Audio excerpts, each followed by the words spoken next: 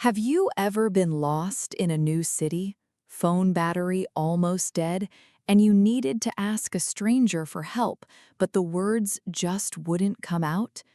That fear is so common, not because you don't know English, but because in that moment, everything feels urgent and your brain forgets the simple words it actually knows. Hi everyone, I'm Emma, and welcome back to Train Your English Brain. Today, we are learning exactly what to say when you need directions in English, so the next time you're lost, you'll feel calm instead of panicked. Let me tell you about Leo's first day in a new city. Leo had just arrived, excited to explore. He was looking for a small bookstore he had seen online, but after 20 minutes of walking, he realized he had no idea where he was. His phone had no signal. His heart started beating a little faster. He saw a woman walking her dog nearby. He walked toward her, opened his mouth, and nothing came out. He just stood there, awkwardly, until she asked, "Are you okay?" Leo finally managed to say, bookstore, where? The woman smiled kindly, but Leo felt embarrassed. Later, he told Anna about it. Anna said something very wise. She said, "Leo, when you're lost, you don't need a long sentence. You need one clear question and the confidence to ask it." That's exactly what we are building today. Let's start with the most basic, most useful question of all. "Excuse me, how do I get to?" Followed by the place you're looking for.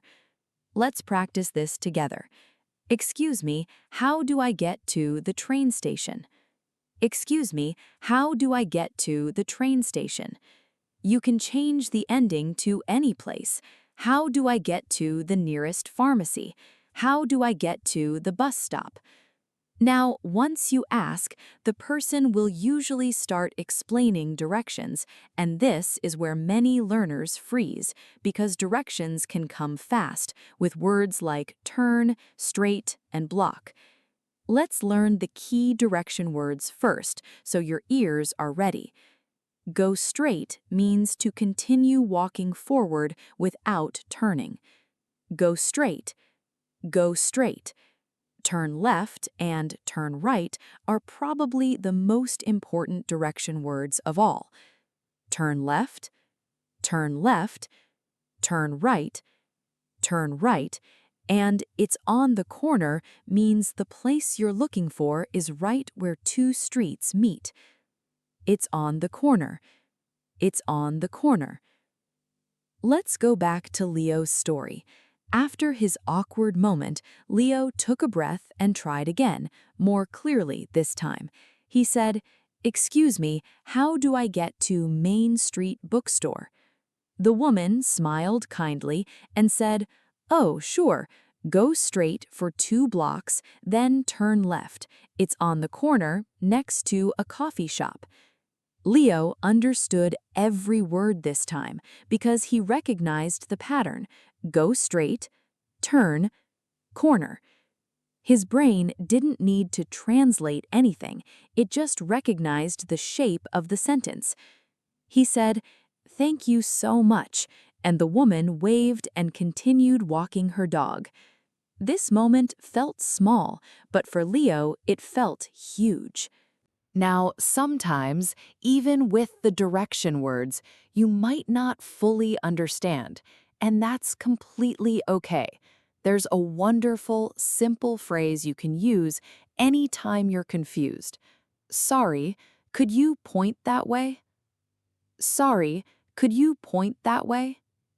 "Sorry, could you point that way?" Pointing is a universal language. Combining a simple question with a pointing gesture almost always works, even if some words get missed. Another very useful sentence, especially in a big city, is asking how far something is. You can say, "Is it far from here?" Or, "Is it within walking distance?" Let's practice. Is it far from here? Is it far from here? Is it within walking distance? Is it within walking distance? These questions help you plan whether you should keep walking or maybe take a taxi or bus instead. Let's imagine another moment in Leo's day. A few days later, he wanted to visit a museum, but he wasn't sure how far it was. This time, he confidently walked up to a shop owner and asked, "Excuse me, how do I get to the city museum? Is it far from here?"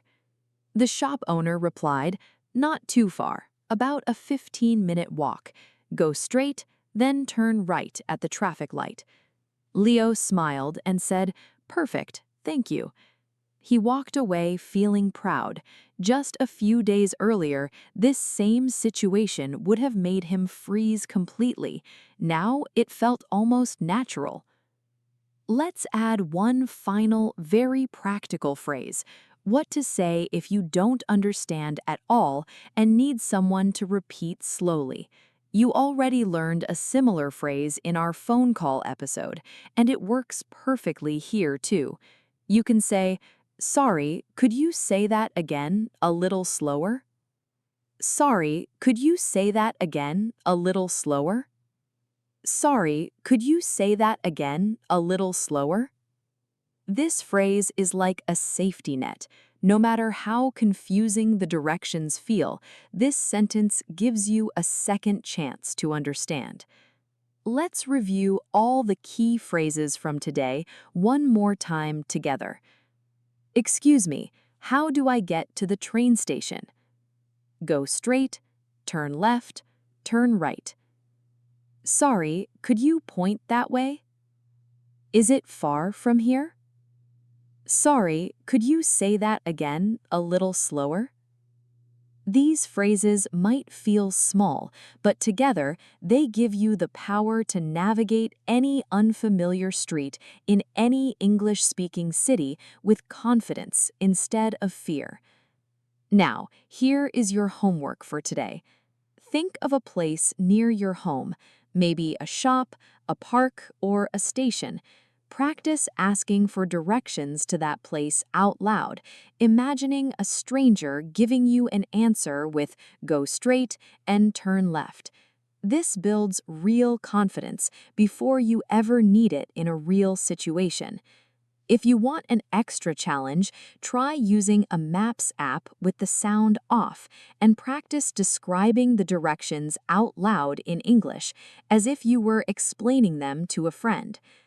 Remember Leo's story today. He wasn't lost because his English was bad. He was lost because he didn't have a few simple, ready sentences. Now you do.